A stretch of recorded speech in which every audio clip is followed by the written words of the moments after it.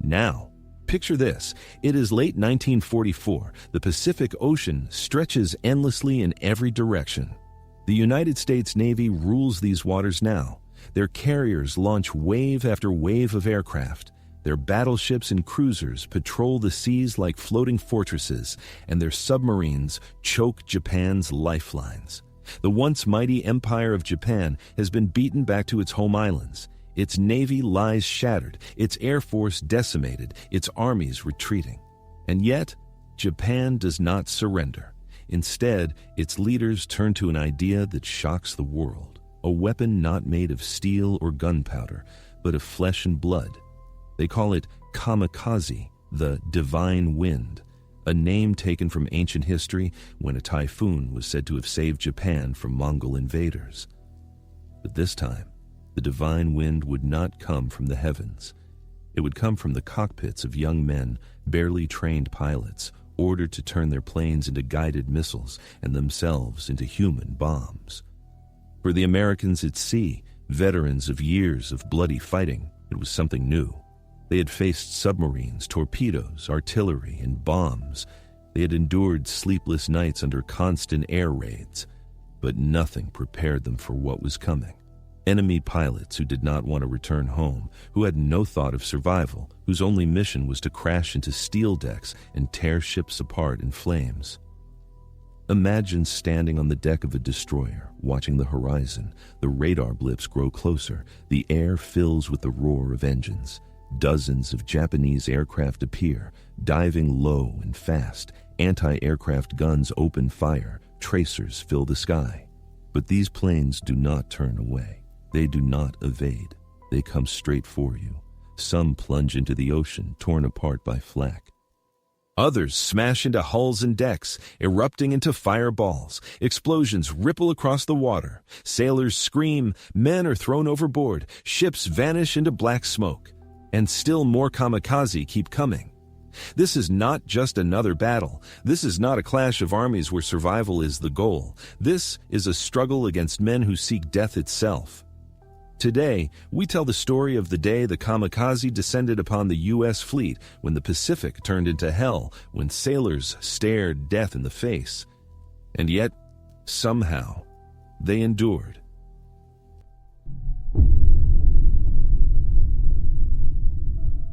By the autumn of 1944, the Japanese Empire stood at the edge of disaster. What had begun as a lightning war across the Pacific in 1941 was now collapsing under the weight of American industry, manpower, and firepower. The victories of Pearl Harbor, Singapore, and the Philippines had given Japan an empire that stretched thousands of miles. But 3 years later, that empire was crumbling.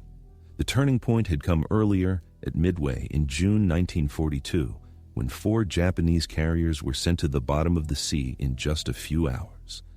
From that moment onward, the Imperial Japanese Navy never truly recovered. The Americans, with shipyards working day and night, were launching new carriers faster than Japan could replace a single one. By 1944, the U.S. Navy had grown into a force the world had never seen before. Massive task forces of carriers, battleships, cruisers, and destroyers roamed the Pacific, striking wherever they pleased. Japan's air power suffered even worse. In the early years of the war, the Mitsubishi A6M-0 was unmatched fast, agile, deadly in the hands of elite pilots. But by 1943, America had brought in new planes like the F-6F Hellcat and the F-4U Corsair, which outclassed the Zero in speed, firepower, and armor. More importantly, American pilot training programs were rigorous and systematic. Japan, on the other hand, was running out of experienced aviators. The elite who had trained for years before the war were dying, and the replacements were rushed through training in just a few months, sometimes only a few weeks. And then came the Battle of the Philippine Sea in June 1944. What American pilots grimly nicknamed the Great Marianas Turkey Shoot.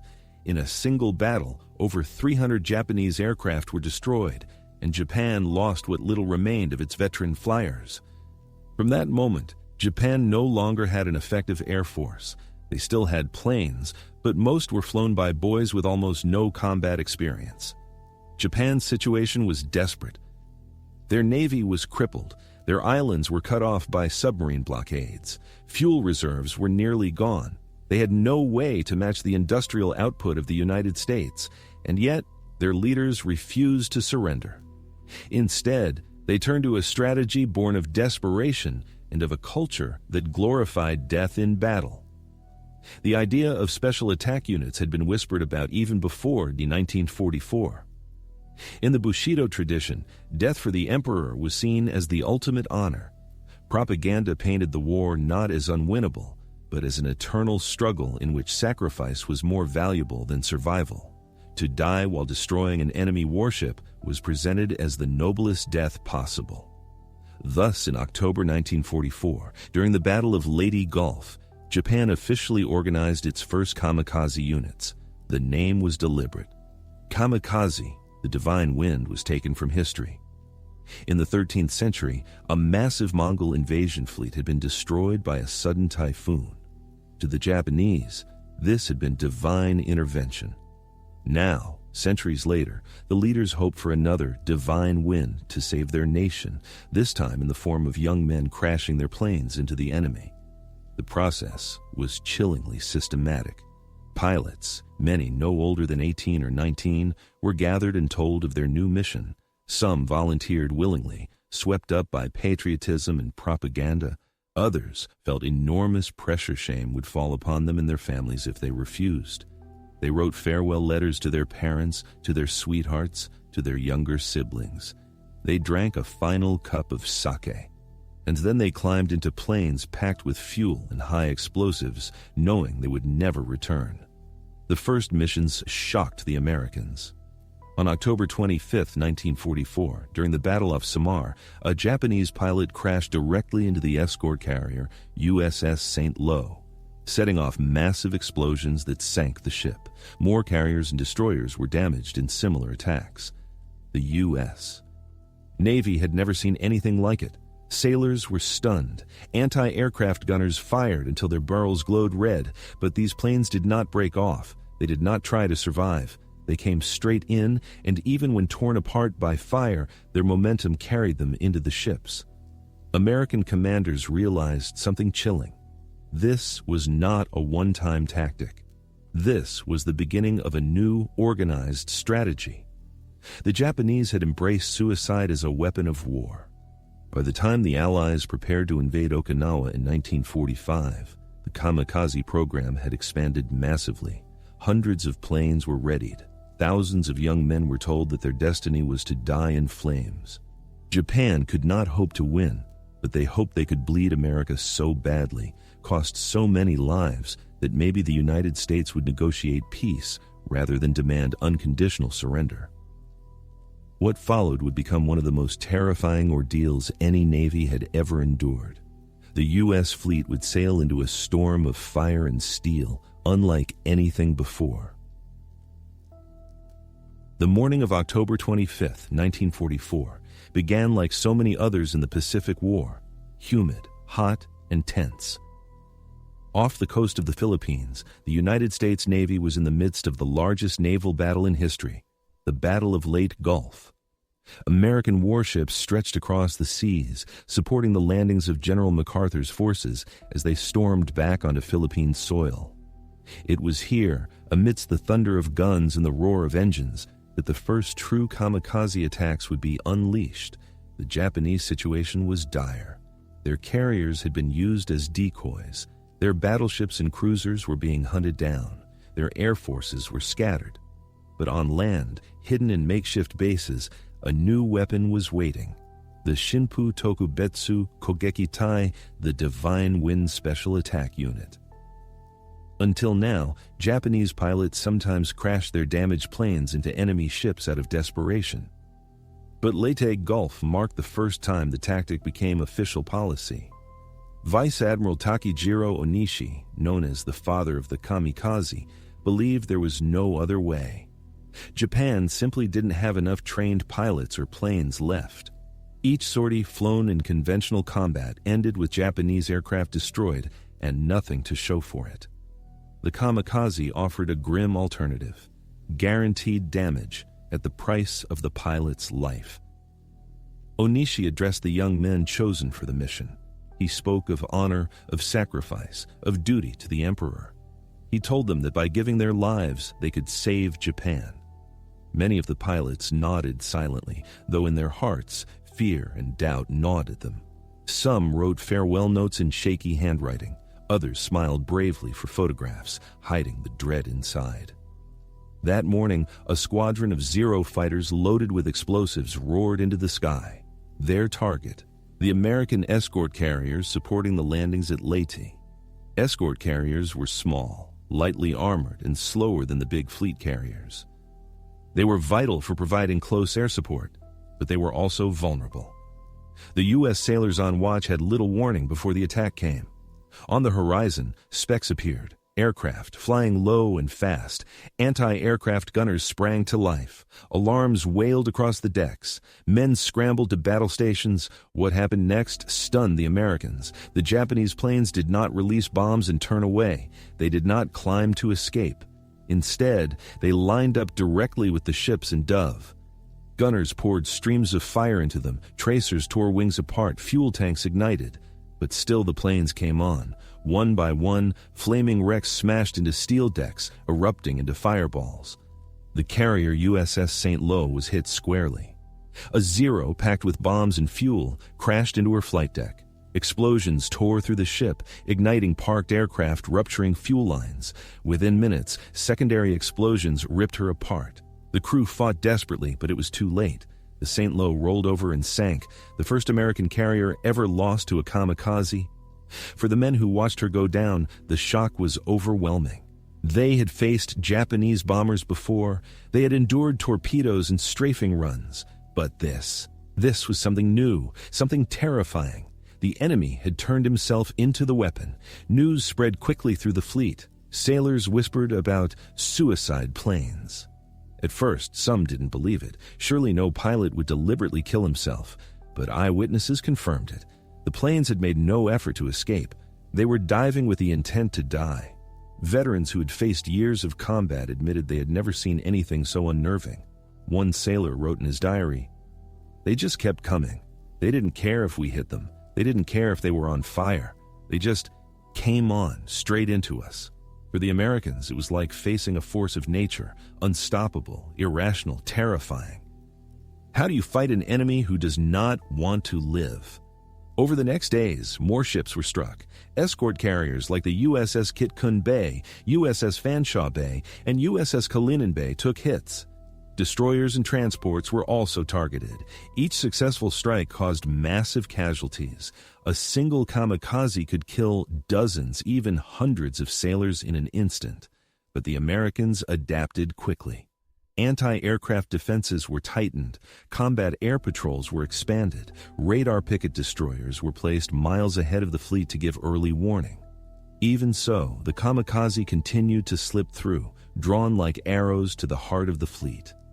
By the end of the Leyte campaign, more than a dozen U.S. ships had been sunk or badly damaged by suicide planes. For the Japanese, it was proof that the tactic worked. For the Americans, it was the beginning of a nightmare that would only grow worse. The kamikaze did not change the outcome of Leyte Gulf. The battle was a crushing defeat for Japan, but it introduced a new terrifying reality to the war in the Pacific. Every Japanese plane in the sky might now be a guided missile. Every attack could be a suicide run. Sailors who once cheered when they saw enemy planes hit by flak now held their breath, because even in flames, even disintegrating, a kamikaze could still crash into their ship. A dying plane was still deadly until it hit the water. The tactic also changed the psychology of life at sea. Sailors spoke of living in constant tension, waiting for the next alarm, the next diving plane. Sleep was broken, nerves frayed. Some ships were attacked daily, sometimes several times a day. The Pacific, already vast and dangerous, had become a battlefield where death could come from any cloud on the horizon. For the Japanese, the first kamikaze missions were hailed as great victories. Newspapers praised the pilots as heroes, martyrs for the empire. Families received letters of honor. But behind the propaganda, the truth was darker. These young men were being sacrificed in a war already lost. The attacks at Leyte Gulf were only the beginning. They proved to Japan that suicide tactics could damage even the most powerful navy in the world. They proved to the Americans that the battles ahead would be unlike anything they had ever known. And so, as 1945 began, both sides braced for the next great clash, the invasion of Okinawa. There, the kamikaze would come not in dozens, but in hundreds. Waves of death would hurl themselves at the U.S. fleet, day after day, week after week. The first attacks had shown what was possible.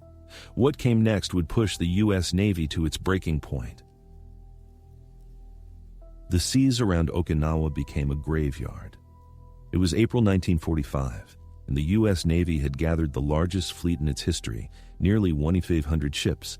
Battleships, carriers, cruisers, destroyers, transports, and landing craft formed an armada that stretched beyond the horizon. Its mission was simple to state, but nearly impossible to carry out: support the invasion of Okinawa, the last stepping stone before Japan itself. If Okinawa fell, the gates to the Japanese home islands would be wide open, but waiting for them was a storm unlike anything the U.S. Navy had ever endured.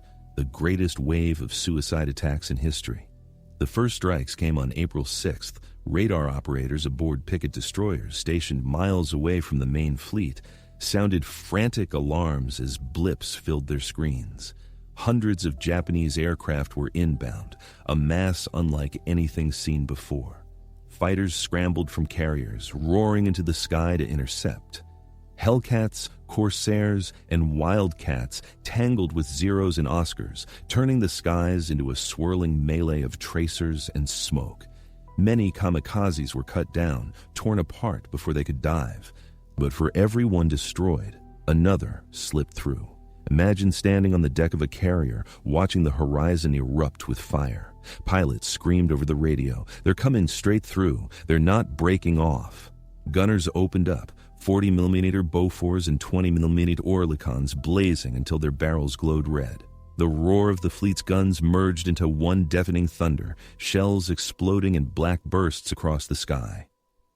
Yet still, some kamikazes made it through the storm. One destroyer reported 3 aircraft diving on her in quick succession. The first was blown apart just short of the bow, scattering debris across the deck. The second crashed into the aft gun mount, killing everyone inside. The third plunged into the water alongside, detonating with such force that the ship's hull buckled.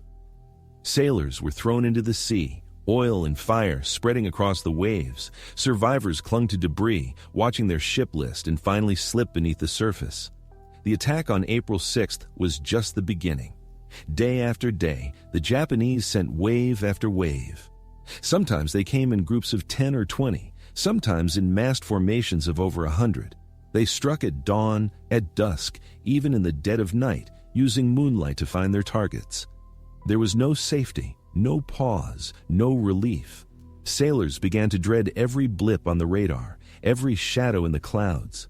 The psychological pressure was relentless. Men described living in constant tension, knowing death could fall from the sky at any moment. One sailor later wrote, "You'd watch them coming in, and you knew some would get through. You just didn't know if it would be your ship." Destroyers bore the brunt. Stationed as radar pickets, they were the first to spot incoming raids and the first to be hit. Some were attacked so fiercely that crews nicknamed their stations suicide posts. Ships like the USS Laffey, dubbed the ship that would not die, endured unimaginable punishment. On April 16th, the Laffey was attacked by 22 kamikazes.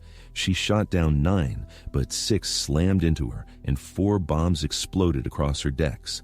Fires raged, ammunition cooked off, the ship shook with each hit. Yet somehow, the crew kept her afloat, fighting off attackers until help arrived. When reporters later asked her captain how he survived, he simply said, "I didn't have time to die." Carriers, too, were prime targets. The USS Bunker Hill was struck on May 11, 1945, by 2 kamikazes in rapid succession. One crashed into the flight deck, detonating bombs and fuel tanks, while the second slammed into the bridge. Within seconds, the ship was engulfed in flames. Planes fully loaded for takeoff exploded one after another. Black smoke towered into the sky. Over 390 men were killed, nearly 300 more wounded. Survivors described the deck as an inferno, with men trapped in burning steel, some leaping into the sea to escape the flames. The horror wasn't just the destruction, it was the knowledge that the attackers did not want to survive. Sailors were used to seeing enemy planes break off when fire got too heavy, but the kamikazes never turned. Even on fire, even missing pieces of their wings, they came straight on. A dying plane was still deadly until it hit the water or the target. One eyewitness recalled seeing a Zero shot to pieces, flames trailing from its engine, the pilot visibly slumped over in the cockpit. Yet the aircraft held its course, nosing down into the deck of a destroyer escort. The explosion killed dozens. It was like fighting ghosts, the sailor said. You couldn't stop them, even when they were already dead. The scale of the battle was staggering. Between April and June 1945, more than 2,500 kamikaze planes were launched against the fleet at Okinawa. Nearly every day brought fresh attacks. Ships burned, men died, and the sea itself seemed cursed. Out of the 2,500 U.S. ships in the Armada, more than 30 were sunk and nearly 400 damaged, many beyond repair. Casualties ran into the thousands, and yet, despite the carnage, the fleet endured. Damage control teams became heroes in their own right, racing into infernos to save ships from sinking. Sailors fought fires with hoses while bombs detonated around them, while ammunition cooked off, while fuel spread flames across the decks. Corpsmen pulled wounded men from burning wreckage, ignoring their own injuries. Pilots threw themselves into dogfights, knowing if even one kamikaze slipped through, hundreds of shipmates might die. The Japanese had hoped the kamikazes would break American morale, but the effect was the opposite. The attacks filled sailors with fury. Survivors swore vengeance for fallen friends, fighting harder, pushing forward no matter the losses. They began to respect the skill or the fanaticism of the pilots, but they no longer saw them as warriors. Instead, they saw young men wasted in a hopeless cause. By the end of the Okinawa campaign, Japan had lost not just planes, but the last of its trained pilots. Many kamikazes were teenagers with barely 40 hours of flight training, sent to their deaths with little more than a crash course in takeoff and navigation. Some never even reached the target, running out of fuel or crashing into the sea. For the Americans, the memories of Okinawa never faded. Veterans recalled the smell of burning fuel, the screams of wounded men, the sight of ships torn open like tin cans. They remembered the endless alarms, the pounding of their hearts as planes dove at them, the relief of survival mixed with guilt for friends who hadn't made it. One sailor put it simply, "We lived like men already dead, waiting for the next plane to find us." When Okinawa finally fell in June 1945, the fleet had endured the most horrific naval ordeal of the war. They had faced not just weapons, but human beings turned into weapons. They had stood against waves of death itself, and they had survived. The nightmare reached its climax in May of 1945. The U.S. fleet, battered but unbroken, had already endured weeks of ceaseless kamikaze raids. Sailors lived in a constant state of exhaustion, their eyes red from sleepless nights, their ears ringing from the thunder of guns. They knew the pattern by now. Radar contact, general quarters, the mad scramble to man the guns, the roar of engines overhead, and then the inevitable scream of a plane diving at full speed. But what came in May would test them as nothing had before. On May 11th, the USS Bunker Hill steamed at the center of Task Force 58, one of the most powerful naval forces ever assembled. She was a floating city, a carrier bristling with aircraft, the pride of the U.S. Navy. Her decks were crowded with planes fueled and armed, ready for launch. Below deck, hundreds of men worked, unaware that death was already rushing toward them. At 10:04 a.m., the first kamikaze appeared. A Japanese Zero broke through the fighter screen, diving straight for the carrier. Gunners opened fire, tracers stitching the sky, but the plane kept coming. It slammed into the flight deck near the island, its bomb detonating among parked aircraft. Fuel tanks erupted, fireballs racing across the deck, engulfing men and planes alike. Black smoke poured into the sky. Before the crew could even comprehend what had happened, a second kamikaze followed. This one struck the carrier near the bridge, tearing through steel and flesh alike. The two impacts, only seconds apart, turned the Bunker Hill into an inferno. Below decks, sailors were trapped in compartments filling with smoke. Above, men were blown into the sea, flailing and burning fuel. Planes loaded with bombs began to cook off, one explosion after another rocking the ship. Survivors later described it as hell on Earth. Fire raged out of control. Men screamed in the dark, steel melted under the heat. The carrier listed, her decks warped, yet the crew fought desperately. Fire parties ran into the flames with hoses and extinguishers, some never returning. Medics crawled through wreckage, dragging the wounded to safety even as fresh explosions shook the ship. One sailor recalled, "Everywhere you looked, men were on fire. The deck itself seemed alive with flame." The Bunker Hill lost nearly 400 men that day, with hundreds more wounded, and yet somehow she did not sink. Her crew fought for hours to bring the flames under control, and when night fell, the carrier still floated, scarred, broken, but alive. The men aboard knew they had stared into the abyss and refused to fall. But the Bunker Hill was not alone in her torment. Across the fleet, ships endured attacks of equal ferocity. The USS Laffey, already legendary for her refusal to die, faced her own trial by fire. On April 16th, she was on radar picket duty when more than 20 Japanese planes converged on her. They came from all sides, diving low, skimming the waves. Gunners fought like demons, their barrels spitting flame until the metal glowed red. 9 kamikazes were blown out of the sky. 13 more crashed into the ship or dropped bombs upon her.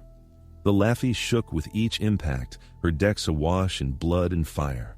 Men fought fires with bare hands when hoses ran dry. Others shoved live bombs overboard seconds before detonation. The ship should have sunk a dozen times over, but she refused. By evening, the Laffey was a wreck, scarred and smoking, but afloat. When she finally limped back to port, sailors called her the ship that would not die. The psychological toll was staggering. Men spoke of feeling hunted, as though death circled constantly overhead. There was no escaping it, not in the mess hall, not in the bunk, not even in dreams. They heard phantom engines at night, woke drenched in sweat, hearts pounding, certain another attack was coming. Gunners stood at their posts for hours without relief, their nerves stretched to breaking. Some snapped, collapsing from exhaustion or screaming at shadows in the sky. But most held the line, driven by duty, by rage, by the need to protect their shipmates. Radio transmissions captured the raw terror of those moments. "Bogies inbound, multiple contacts," a radar operator shouted. "They're breaking through, they're heading straight for us." Another voice, hoarse with fear. "Guns, guns, guns, for God's sake, bring them down." Then the sound of static, an explosion, silence. Somewhere out at sea, another ship had vanished, and yet amid the horror, acts of extraordinary heroism shone. Sailors threw themselves into flames to rescue trapped comrades. Pilots deliberately rammed enemy planes to protect carriers. Corpsmen worked for hours in smoke-filled compartments, ignoring their own wounds to save others. The line between courage and madness blurred, but it was that courage that kept the fleet alive. As the weeks dragged on, the Japanese attacks grew increasingly desperate. Many of the kamikaze pilots were little more than boys, barely trained, sent into battle with only the vaguest hope of success. Some couldn't even find the fleet, crashing into the sea miles away. Others were shot down before they could get close, but enough got through to keep the nightmare alive. The sheer relentlessness was crushing. The climax of the Kamikaze campaign was not a single day, not a single battle, but a long, grinding ordeal. It was the moment when the U.S. Navy realized that sheer endurance, not overwhelming firepower, would decide their survival. They had the guns, the planes, the ships, but against men willing to die, victory was measured in survival. By the time the campaign ended, the fleet at Okinawa had suffered catastrophic losses. More than 30 ships sunk, hundreds damaged, thousands of sailors dead or wounded. Yet the invasion was successful. The fleet had done its duty. The men had held the line. And in their endurance lay the proof that the kamikazes, for all their ferocity, could not stop the inevitable. One sailor summed it up best years later. They threw everything at us bombs, fired their own lives. They tried to break us, but we didn't break. We stood. We kept fighting. And in the end, that was enough. The day the Kamikaze descended in fury was the day the U.S. Navy proved that no storm, not even one made of human lives hurled like weapons, could sink its spirit. When the guns finally fell silent and the seas around Okinawa grew calm again, the U.S. Navy took stock of what had been endured. Nearly 5,000 sailors had lost their lives in the waves of suicide attacks. Hundreds of ships bore the scars of fire and steel, their decks twisted, their paint scorched, their crews forever changed. The ocean itself seemed to remember, carrying the oil slicks and wreckage of ships and planes across its dark surface. For Japan, the Kamikaze campaign was a desperate gamble, a weapon born not of strength, but of despair. Thousands of young men had been sacrificed, convinced that by giving their lives they could change the course of the war. But despite the horror, despite the staggering cost, the tactic had failed. The American fleet still stood, bloodied but unbroken, and the path to Japan lay open. For the men who survived, the memories of those days never faded. They spoke of the smell of burning fuel, the endless roar of anti-aircraft guns, the terrible sight of planes diving straight into their ships with no thought of survival. Many carried those images for the rest of their lives, haunted by the screams of shipmates, the fire, and the chaos. And yet, their endurance had meaning. Their defiance under unrelenting attack proved something greater, that courage, discipline, and unity could withstand even the most terrifying weapon of all, the human will to die. Today, the story of Okinawa and the Kamikaze reminds us not only of war's savagery, but of resilience, of sacrifice, and of the high cost of victory. It is a chapter carved into history with blood and fire, never to be forgotten. If you've watched this far, thank you. Make sure to subscribe to the channel for more powerful stories of history's most decisive battles. Your support helps keep these voices alive and ensures that the lessons of the past are never lost.